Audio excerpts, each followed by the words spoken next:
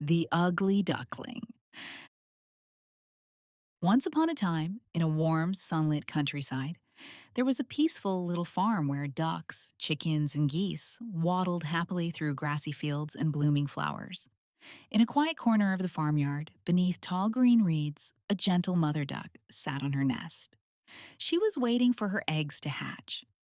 She had been sitting for many days and nights, keeping her eggs warm with her soft feathers and whispering lullabies into the wind. Soon, my little ones, she said, very soon you'll all be here, and we shall swim and play together in the pond. One bright morning, the eggs began to crack. Peep, peep, came tiny voices.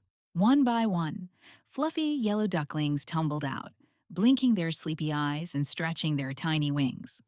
Mother Duck beamed with pride. But one egg, the largest of them all, still hadn't hatched. It was round and pale and very still. The other animals came by to see the new ducklings. Quack, quack! So sweet, said the neighbors. But what's with that big egg? It's a little late, said Mother Duck, frowning, but I'm sure it will hatch soon. And sure enough, a few days later, with a loud crack, the big egg split open, and out popped a very big, very gray, rather odd-looking duckling. The duckling blinked his big eyes and looked around. He didn't look like the others. His feathers were gray and messy, and his legs were longer and clumsier. The other ducklings stared. "He doesn't look like us," whispered one. "Why is he so big?" Mother Duck looked at him closely. "You may look different, but you're still my baby," she said, nudging him gently. But it wasn't easy. From that moment on, the strange gray duckling was teased and picked on. The chicks pecked at him, the ducklings quacked behind his back, and even the old turkey gobbled, "Ugly, ugly, ugly!" Feeling sad and unwanted, the duckling would wander off alone to sit by the pond, watching his reflection ripple in the water. He sighed.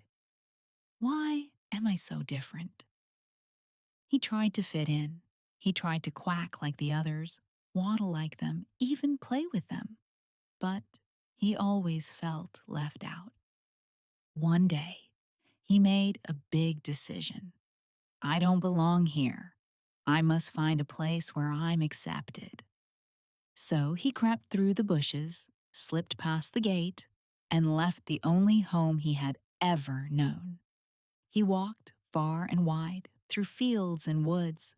He met wild ducks who shooed him away. He met geese who laughed at his long neck. He met chickens who scolded, "You're not like anyone we know."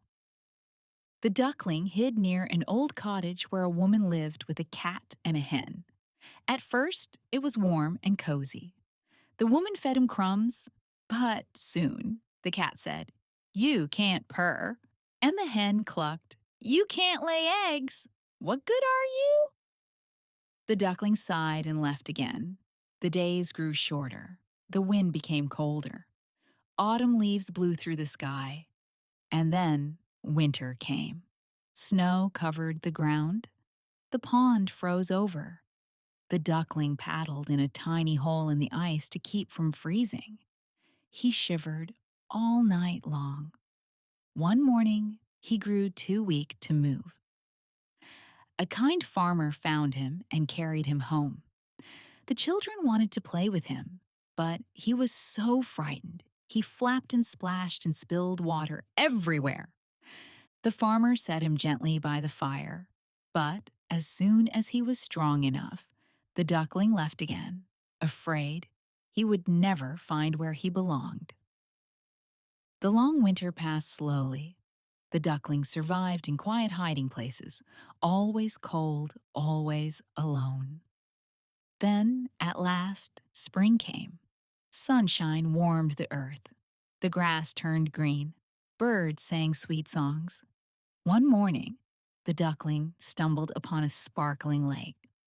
He saw three beautiful white swans gliding across the water, their feathers glowing in the sunlight. The duckling watched them from behind a bush.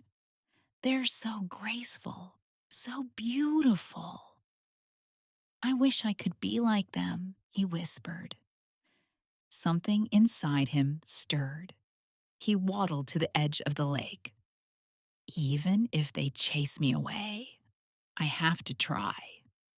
He swam out slowly, his head low. The swans turned and saw him. He closed his eyes, bracing for laughter or insults. But nothing happened. The swans circled him gently. One came closer and said, "Hello there." The duckling opened his eyes. He looked down into the water, and what he saw made him gasp. His feathers were no longer gray and messy. They were white, pure, bright white. His neck was long and curved with grace. His wings were wide and powerful. He was a swan. He wasn't an ugly duckling. He never had been. He had always been a swan. He just hadn't grown into himself yet. The swans welcomed him with soft honks and open wings. Children came to the lake and pointed, "Look! That one's the most beautiful of all." The swan, who once thought he was ugly, tucked his head shyly beneath his wing, feeling warmth and happiness in his heart for the very first time. Now he belonged. Now he knew. And he was proud of who he had become. The end.